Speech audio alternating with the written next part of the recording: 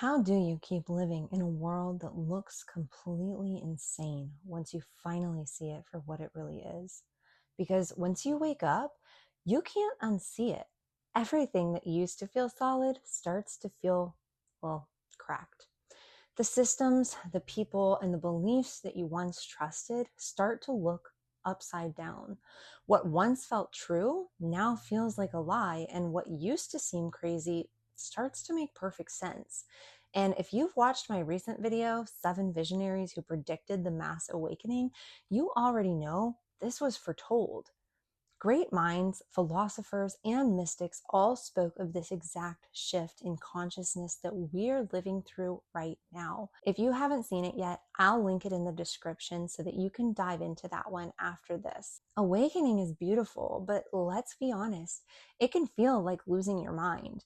It can feel like you're standing in the middle of a burning house, watching everyone else pretend that it's fine.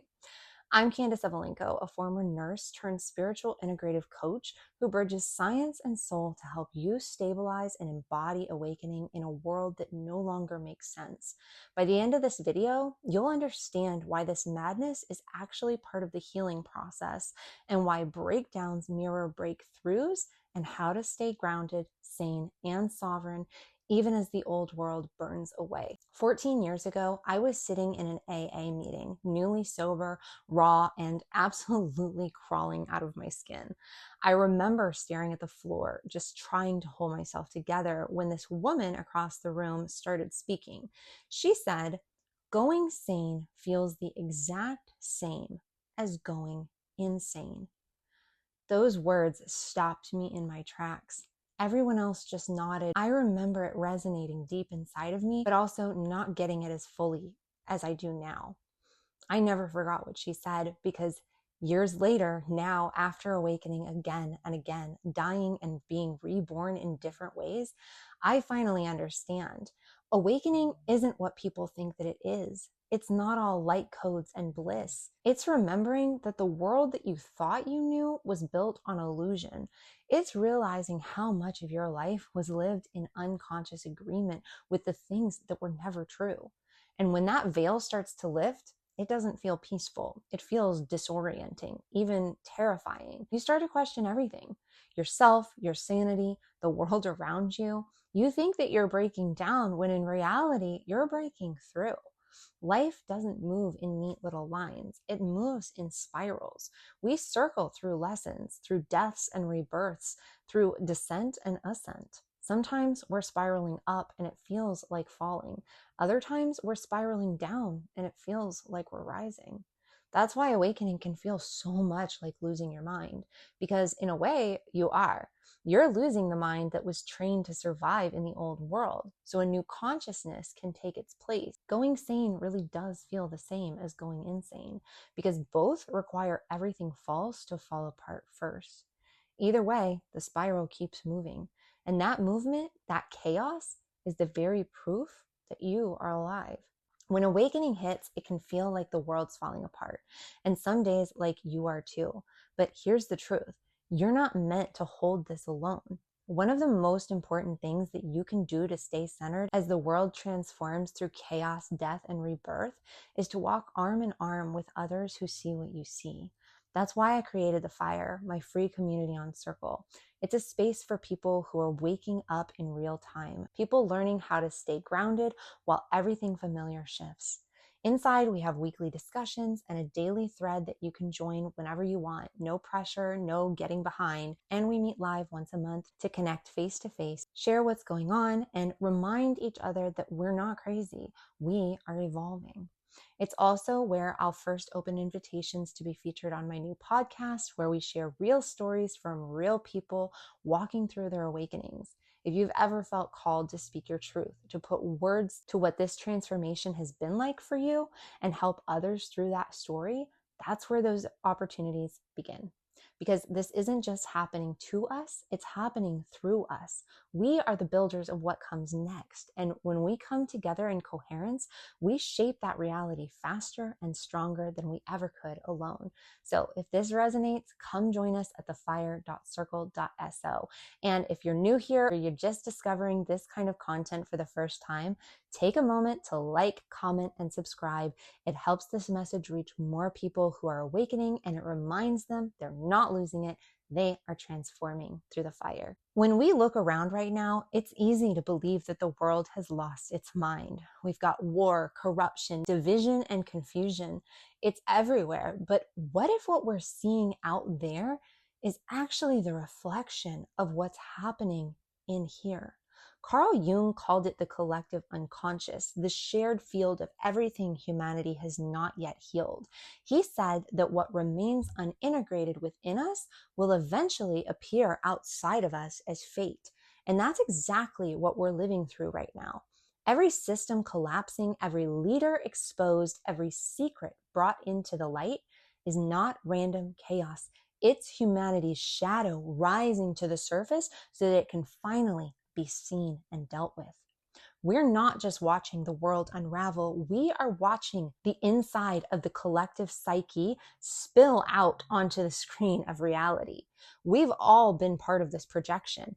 Every fear that we suppress, every belief that we refuse to question, and every fragment of unacknowledged pain adds to the pattern that we call the world. Together, we've unconsciously agreed to the terms of this reality, and now those agreements are expiring. So yeah, it looks mad out there, but maybe what we're witnessing isn't madness at all. Maybe it's the mirror finally shattering so that we can see ourselves clearly for the first time. It's tempting to see everything collapsing and think that the world is ending. But what if what we're watching isn't an ending at all? What if it's a clearing? In Hindu mythology, there is a goddess named Kali, the great destroyer. People fear her because she's covered in blood and fire dancing on corpses. But Kali doesn't destroy for pleasure. She destroys for truth. She burns away everything false so that only what is eternal can remain. That's what this moment on Earth is, a planetary dark night of the soul. Humanity is waging war on its own illusions, its shadows, and its own corruption. Everything that can't survive the frequency of what's coming next is being purged. And yeah, it's ugly. It's terrifying and it hurts because we are all inside the fire together. The personal and the collective are the same flame. Before we can build what's next, the old has to burn down. There's no shortcut through it. The phoenix doesn't rise by avoiding the fire. It rises because of it. So if you feel like everything's falling apart, maybe that's exactly what's supposed to happen. Maybe the destruction isn't a sign that we're doomed, but that we are ready. Because every death clears the ground for a rebirth. And the smoke that you see rising over the world might just be the beginning of a new dawn. But here's the thing about dawn. It doesn't just happen out there. The light doesn't rise over the world until it rises within us. The collective rebirth begins in the individual heart. You would leap timelines instantly if your inner state shifted. That's how powerful you are, how powerful we are. The outer world is not separate from you. It's a mirror. Every bit of chaos, fear, and fragmentation that you see out there is the reflection of what is still asking to be healed in here. As we clear distortion, the external world reorganizes itself to match that coherence. That's how awakening works, not as an escape from reality, but as an upgrade of it. When your nervous system, your emotions, your beliefs, and your energy come into alignment and match, life begins to reflect that same order back to you. I go deep into this in my video, Heaven and Hell Are Within, The Church Got It Wrong. But I'll say it here again. Heaven and hell aren't places that we go. They are states of consciousness that we carry within. The moment that you bring coherence to your inner world, your outer world starts to become heaven on earth. That's why this work has to start at the root. You can't embody heaven if you're still starving for safety. Maslow's hierarchy and the chakra system are two sides of the same map. We climb Jacob's ladder one rung at a time, root to crown, meeting our physical, emotional, and spiritual needs at every level before we rise. Because you can't stand at the next level until you've built a foundation strong enough to hold it. That is the foundation of my upcoming framework, the 7 Flames of the Rising Phoenix. But before we ever reach those higher flames, we start where it all begins, with the body and the shadow. My next courses, Nervous System 101 for Spiritual Awakening and Shadow as Protector, are designed to help you stabilize, heal, and prepare for that ascent. The best way to get into them when they launch is through my free community, The Fire, at thefire.circle.so. Because the truth is this: as you heal yourself, you heal the world. And when enough of us come into coherence, that new world that we're longing for will no longer be a dream.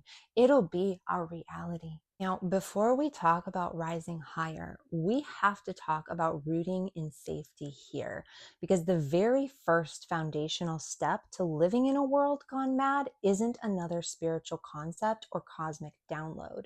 It's learning how to stay present in your body, to anchor into the now, into your breath, and into the ground beneath your feet, creating safety within your home base first. When everything outside of you feels like chaos, your nervous system becomes your compass. Nervous system regulation and presence are the way that you remember safety when nothing around you feels safe.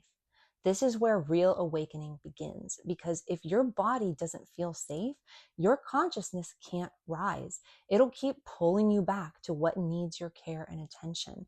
And sometimes that pull feels violent. You know that scene in Star Trek where the captain gives the command, engage, and the ship launches into warp speed? In a blink, the stars stretch into lines of light and the whole crew gets thrown back in their seats, hands gripping the armrests as the engines roar, while everything shakes around them. For a second, it looks like the ship might just tear apart. That's what awakening can feel like. Like your life just hit warp speed and your whole system is trying to figure out if you're safe. Your chest tightens, your mind races, and you can almost feel the pressure inside your cells, like you're being pulled through the fabric of reality itself.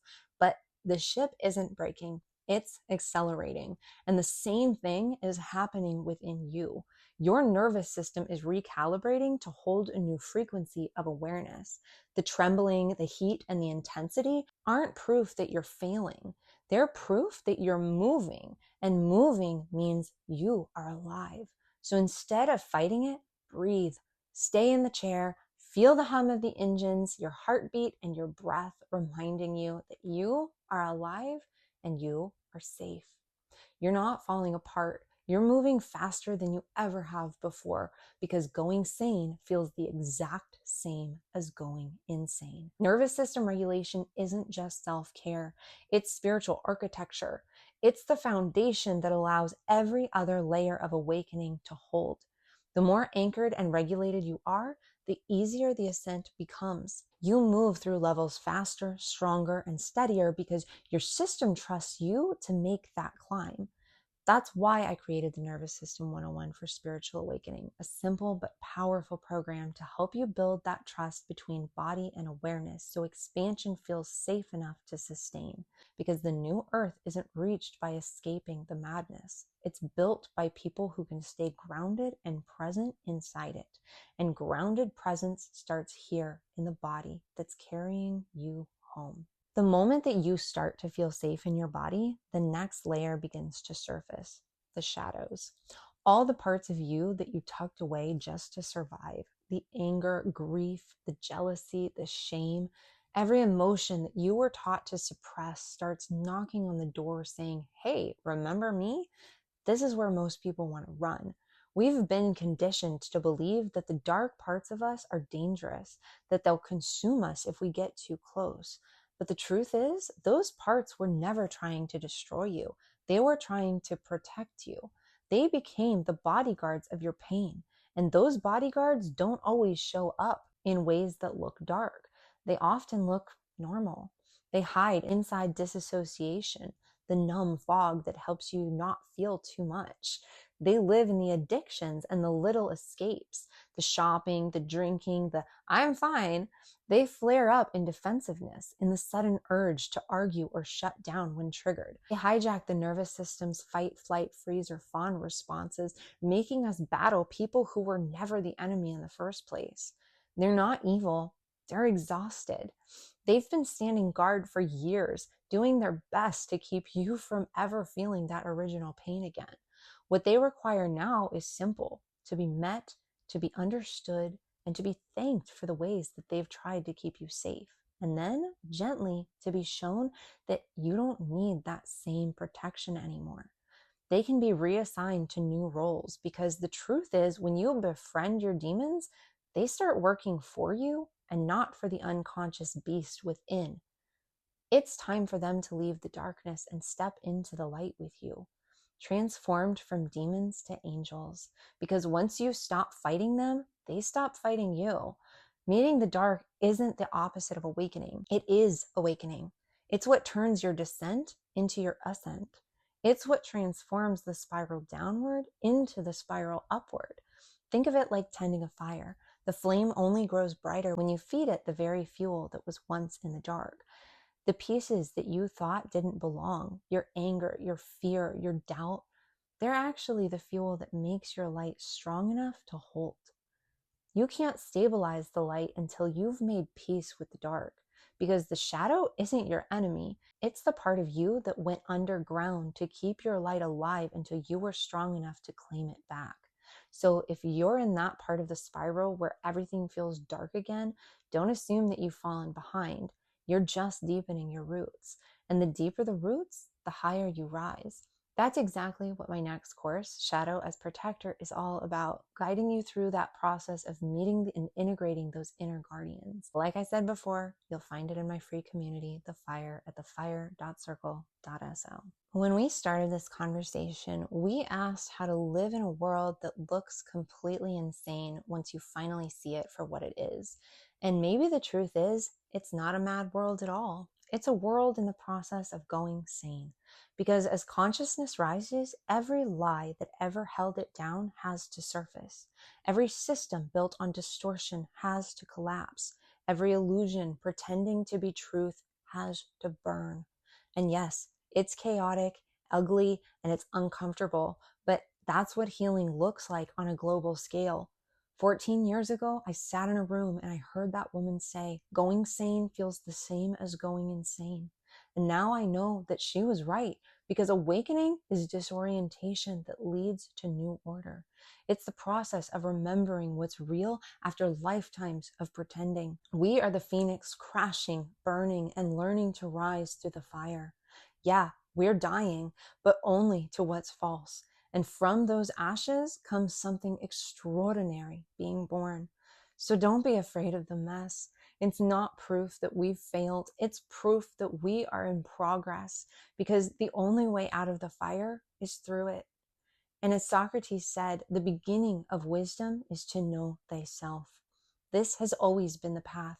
To know yourself is to come back into coherence, to remember what's true beneath all of the noise. Meet your needs, know yourself, and you will watch the world reorganize around that coherence, because the outer world will always reflect the inner one.